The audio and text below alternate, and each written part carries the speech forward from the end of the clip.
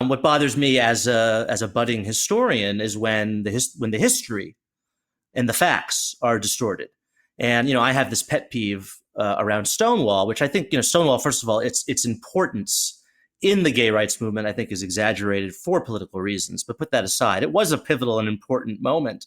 But just this concerted effort to completely write out the gay men and lesbians who actually were the people who were the patrons of that bar, mostly gay men. Because as we know, first of all, there aren't many bars that cater to both gay men and women. Usually you have lesbian bars and gay bars, and Stonewall was mostly gay men, but there were lesbians. And in fact, it probably was a butch lesbian who threw the first punch. But this concerted effort to rewrite that history and claim it was trans women of color, which really picked up in earnest around 2015 when this movie Stonewall came out. And just every year it gets worse and worse and worse. And the history is so blatantly clear. I mean, I wrote what I think is sort of the most concise, definitive, arguments, or not even argument, just sort of case presenting the facts. There's a book you can read called Stonewall by David Carter, or you can just read the piece I wrote for Tablet in 2019. And yet it's almost as if, it's just a kind of stubborn refusal to acknowledge the truth. And it almost offends me on a level, forget being a gay man. It's just like, why are you so, if you'll lie about this and you'll ignore the facts about this, and it happens everywhere now. I mean, I'm getting emails from groups that have nothing to do with gay rights, and it's sort of their celebration of pride emails, right? Which is what every corporation and nonprofit does now. And it's just part of the rote language now of Stonewall. Trans women of color started this movement. And it's like, if you'll lie about this, like, what else will you lie about? And as a journalist and someone who cares about history, I don't like it when people make stuff up. It bothers me. It sends a bad sign about your intentions. And that bothers me more, is the kind of distortion of history than whatever they're, doing now legislatively, I think. Katie, yeah, you're gonna...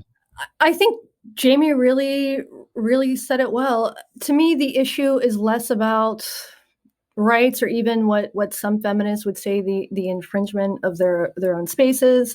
It's the tactics involved, this lying about history, or trying to rewrite history.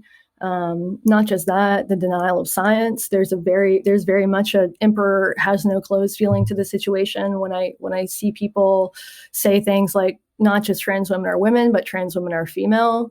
I don't like that. I don't like being sort of gaslit, I guess, to borrow a term, into believing things that are on their face not true. So that's my issue with a lot of this movement. And then also the tactics people use to silence others. That's a major issue. The fact that in the US, there's sort of a blackout in mainstream media about talking about the reality of something like puberty blockers.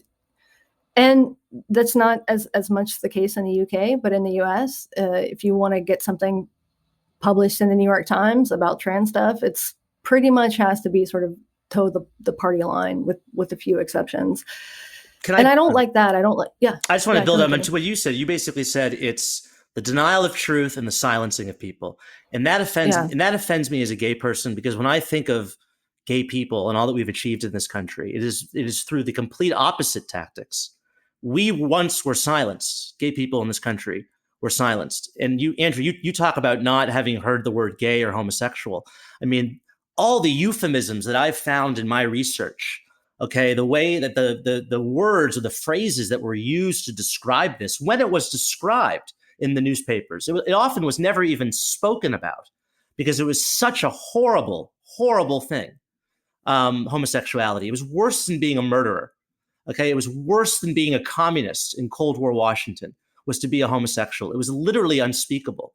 And so for gay people to overcome that, it is such an amazing victory. And I really do encourage people to watch the documentary about the Lavender Scare and to learn about someone like Frank Kameny, because to be the first gay person in this country to be fired in 1957, to say, you know what, I'm actually not going to take this, because there's no reason why I can't have a job because I'm gay.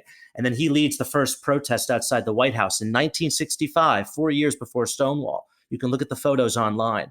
I mean, that is such a victory of speech and expression. And every gay person in our lives, when we come out of the closet, we are telling, I hate this expression, our truth, but we are. We're telling a very important truth about ourselves in a way that straight people never have to do that. A straight person never has to announce. There's this great scene in this movie, Love, Simon, which is the first sort of gay teen rom-com, where they sort of imagine, they're trying to show what it's like to come out for straight people. And you have all these straight kids announcing to their parents, oh, I'm straight. And it's this funny kind of absurd moment because straight people never have to do that. But every gay person has to do that.